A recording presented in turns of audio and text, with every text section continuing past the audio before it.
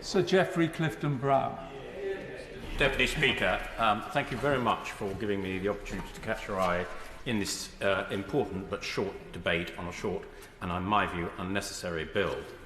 Of course, we can all accept that animals can suffer, and therefore we are obliged to ensure that we maintain our high standards of welfare. That animals can experience pain and suffering has been implicit in British animal law, as my right honourable friend so rightly laid out, certainly since 1835, when Parliament passed the Cruelty to Animals Act, the landmark Act. However, the lack of definition in this Act, or the use of science to decide if an animal are sentient, or what that means, is very concerning. I think the lack of definition in this bill, a lack of even the definition of what sentience means, is very concerning that we should be passing a bill with this lack of detail. There is a huge rural community in this country that is passionate about wildlife and eager to protect the environment and their activities. The Angling Trust and BASC, which I declare an interest on, is the Secretariat for the Animal Welfare and Environment Bill, All-Party Animal Welfare and Environment Committee that I chair, and they are the Secretariat. So the Angling Trust and BSC represent over 3 million fishing and shooting enthusiasts in the UK. This bill could deliver another weapon into the hands of litigious animal rights groups that could damage both government and those who live and work with animals. Shooting, conservation and angling are highly important to the UK economy. Shooting contributes about £2 billion to the GDP and supports the equivalent of 74,000 full-time jobs. Angling is estimated to be worth £4 billion to the UK economy and responsible for upwards of 40,000 jobs. We need to make sure that the Animal Sentience Committee set up by this bill does not have any unforeseen or perverse consequences, and that this bill is not introduced simply as a PR exercise to meet the demands of activist groups and the tabloids. A sentience committee doesn't require legislation. It could have been established by the Secretary of State at any time. So I ask him, and he's already told us that the members will be Secretary of State's appointment, but that covers a multitude of the types of people who might be appointed to this bill. Perhaps, in summing up, the Minister could give us a little bit more idea of the type of people that will be appointed to this committee. And under Clause 2.1 of this bill, its scope encompasses, and I quote, when any government policy is being or has been formulated or implemented. In other words, it gives huge breadth of remit to the committee.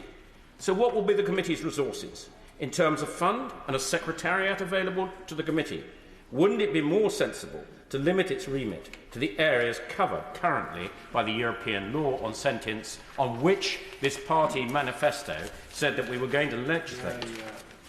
So will this new committee, by statute, confuse who advises ministers on animal welfare when DEFRA already has an animal welfare committee with a wide remit covering all animals, but not by statute?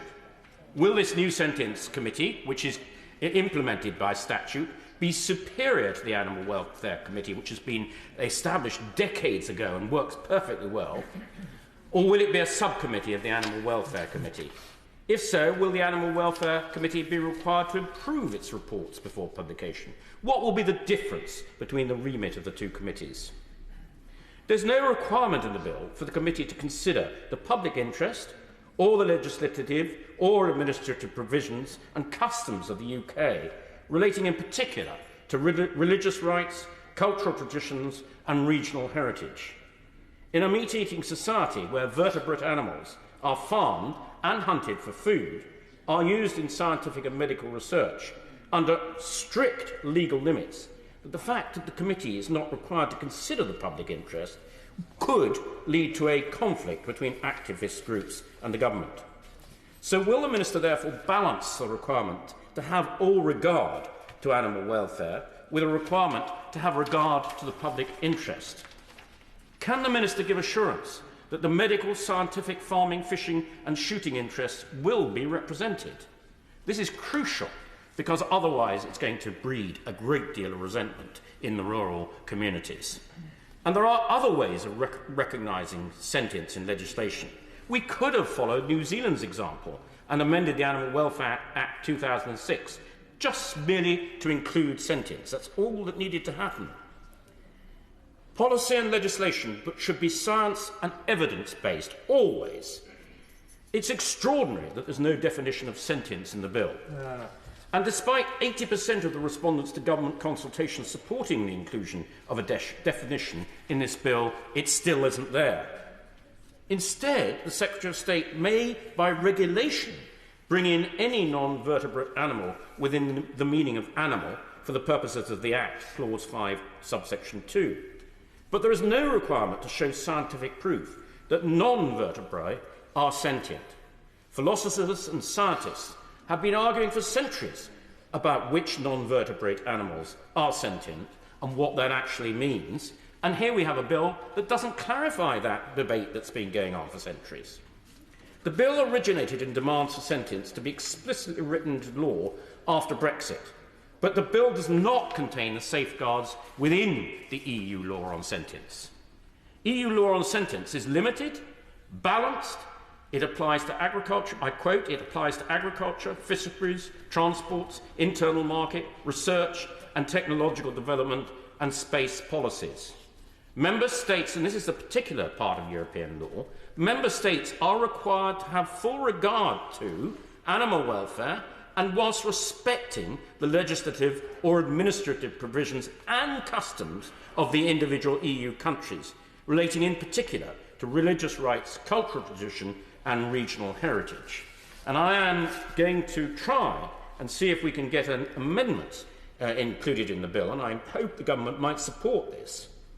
And the amendment, which I will table shortly, says that the recommendations by the committee must respect legislative or administrative provisions and customs relating in particular to religious rights, cultural and tradition and regional heritage. And I don't think, and I would say very tactfully to my right honourable friend, as that is the wording in the European law, I hope very much that he might consider such an amendment so that we can at least focus the committee's work instead of this very wide-ranging remit that it has at the moment.